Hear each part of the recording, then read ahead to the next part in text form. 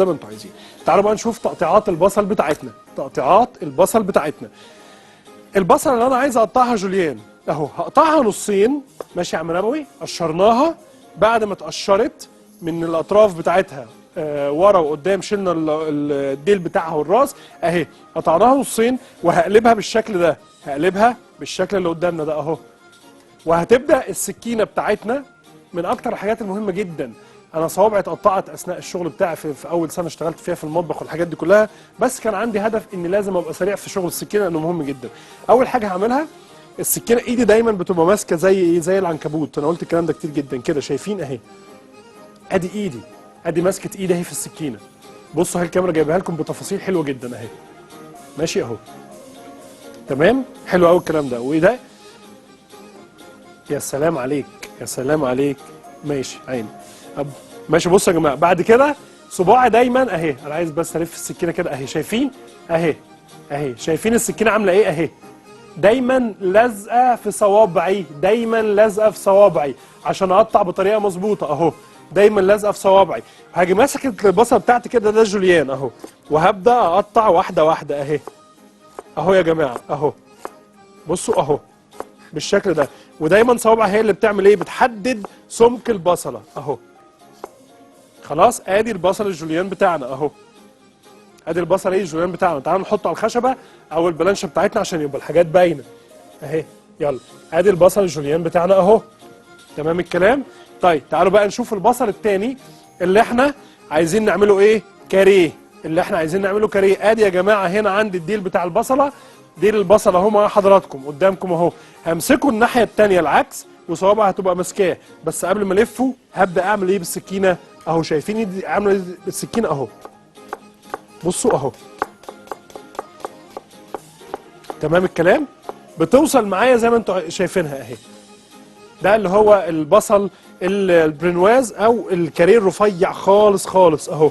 شايفين اهي. في ناس بتعملها بالشكل ده على طول، انا بفضلها على طول بالشكل ده، بتطلع معايا عامله زي حبات الرز اهو. شايفين اهي، تمام الكلام. طالعه مفرومه زي الفل اهي معانا. وفي ناس تانية بتعملها بطريقه تانية مختلفه، بتجيب البصله بتبدا تعملها بالشكل ده اهو، زي ما انتوا شايفين كده بالظبط. وبعد كده تبدا تعمل فيها ايه، تديها تقطيع بالعرض بالشكل ده، واحده وادي كمان ايه، وادي كمان واحده. حالا هجيبها لك دلوقتي. ماشي يا جماعه اهو. وبنبدا ان احنا نعمل بالشكل ده برضو بتطلع معانا مالها، بتطلع معانا زي ما حضراتكم شايفينها اهي، حبه بصل خفاف جدا. ده اسمه برنواز، ده اسمه برنواز اهو. ماشي يا عم نبوي اهو، ده البصل برنواز.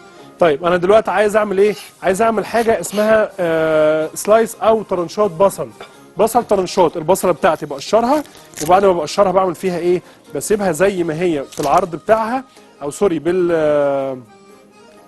بنفس الحاجات بتاعتها، الحجم بتاعها، من غير لا بقطع شمال ولا يمين.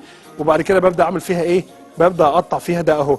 ده اللي بيستخدم فيه البصل، اللي هو البصل الحلقات المقليه زي ما انتم شايفين اهو. وبيستخدم جدا في السلطات وفي بعض الحاجات اللي احنا بنحتاج نعملها ديكوريشن والحاجات دي كلها اهو.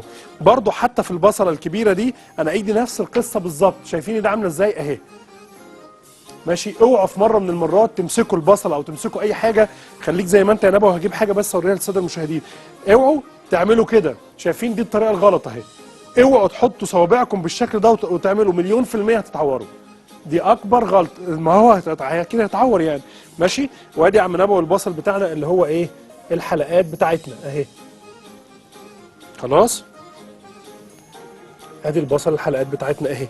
طيب نسيبنا بقى من البصل وتعالوا نشوف حاجه تانية مهمه جدا برضو في البصل. هنعمل بصل كاريه. البصل الكاريه بيبقى زي البرنواز، بس بيبقى شويه اتخن، شويه ايه اتخن يعني. بعمله بالشكل ده اهو. ادي يا جماعه البصل الكاريه بتاعنا اهو. والبصل الكاريه ده في منه اكتر من حاجه، يعني في منه اكتر من حجم اهو. ده بصل كاريه في منه احجام مختلفه، بتطلب على حسب الوصفه، بتطلب على حسب ايه الوصفه. انا هنقله برضو على الخشب هناك، على البلانشه بتاعتنا الخشب، علشان برضو كل حاجه تبقى باينه. طيب تعالوا بقى نشوف حاجه تاني مهمه جدا في الخضار بتاعنا. عندنا حاجه زي دي اهي، عايز الكاميرا تجيبها لكم. دي حاجه حلوه جدا جدا، بتساعد ان احنا نشتغل بطريقه امنه من غير ما نتعب نفسنا. خلاص الحاجه دي ان شاء الله ممكن نحاول نوفرها لكم لو انتوا حبيتوا ان انتوا تشتروها ولا حاجه زي كده. ماشي يا جماعه اهو.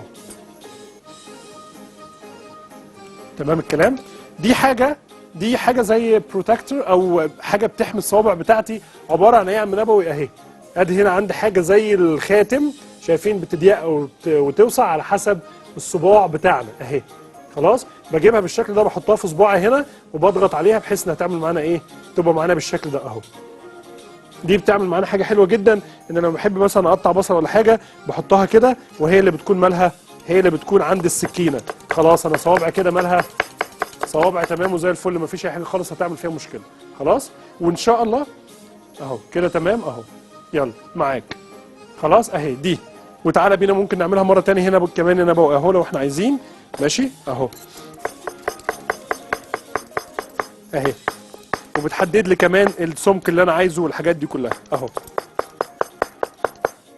حاجه حلوه جدا وامنه جدا، ممكن نستخدمها في البيوت والحاجات دي كلها، وان شاء الله هنشوف ممكن نوفرها لكم ازاي ونوفرها لكم. اوكي اهي. ماشي يا جماعه، تعالوا بقى نشوف حاجه تاني مهمه جدا بالنسبه لنا في حمايتنا من بعض انواع الخضار. في بعض انواع الخضار اللي بتبقى شويه متعبه في الشغل والحاجات دي كلها، ولازم ناخد بالنا منها.